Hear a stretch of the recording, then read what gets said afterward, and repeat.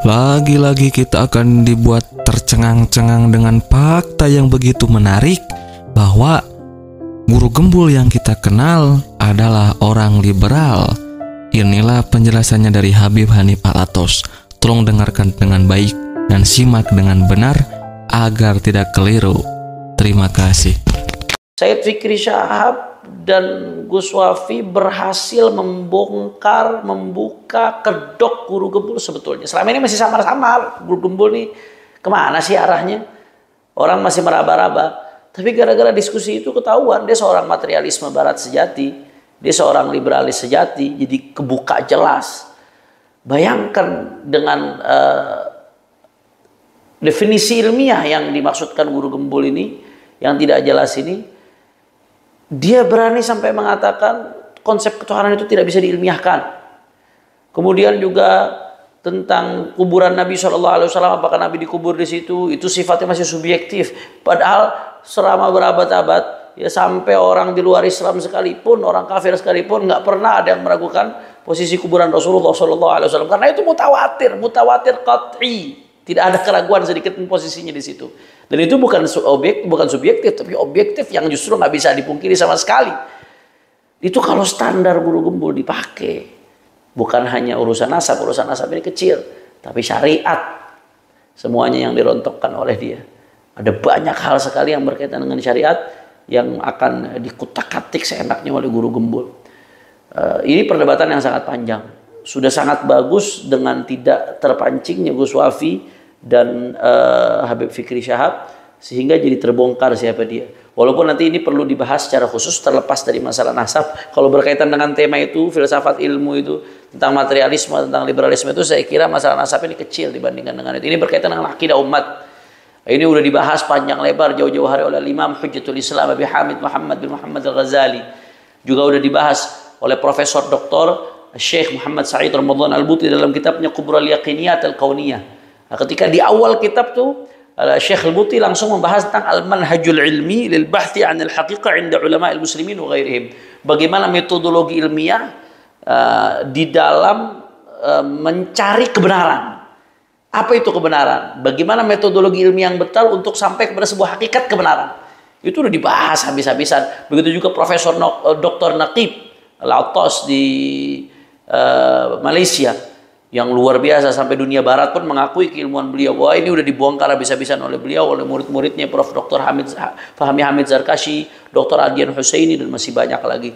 Saya kira ini memang butuh sesi khusus untuk mengungkap kesesatan guru gembul dalam masalah ini, penyimpangan berfikirnya, sehingga sangat tepat kemarin Gus Wafi dan Sayyid Fikri Syahab tidak terpancing untuk meladeni, sehingga tidak melebar kemana-mana dan akhirnya jadi terbongkar, terkuak itu kedok sebetulnya siapa seorang guru gembul.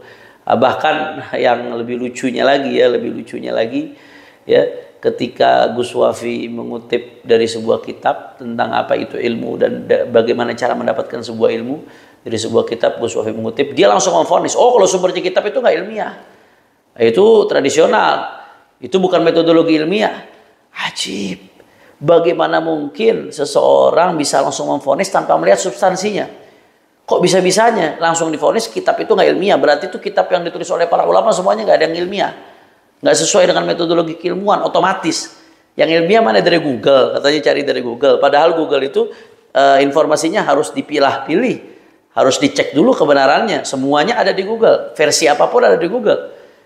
Ilmiah model apa yang seperti ini?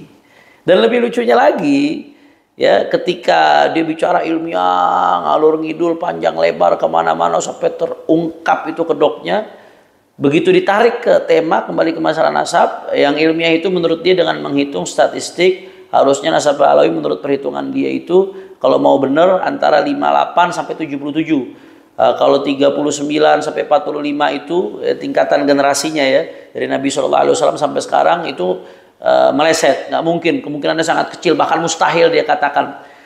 Ternyata ini bertentangan dengan fakta dan data. Teori dia itu omong kosong, bertentangan dengan fakta dan data. Faktanya apa? Faktanya asyraf di dunia nggak seperti itu. Asyraf di dunia yang diakui sekalipun dari berbagai aspek itu ada yang antara 39, 41, 42 dan lain sebagainya.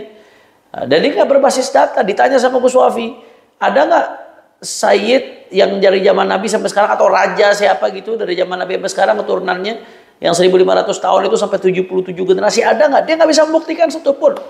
Berarti teori yang disampaikan omong kosong, nggak berbasis fakta, nggak berbasis data. Bahkan ketika dibenturkan dengan jurnal ilmiah yang berbicara tentang ini, tentang generasi, bahwasanya perpindahan generasi itu harusnya setiap 30 tahun sekali, sehingga dalam 100 tahun itu 3 generasi, dan ini sudah sesuai dengan umumnya nasab sada Ba'alawi. Itu dibenturkan dengan jurnal ilmiah, ternyata dia yang nggak punya dasar jurnal ilmiah. Jadi ilmiah dari mana?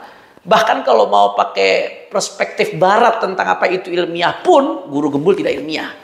Jadi hanya omong kosong saja, ilmiah faktanya nol. Dan terakhir, yang lebih dahsyatnya lagi, kalau saudara Haji Imaduddin itu membatalkan nasab Ba'alawi.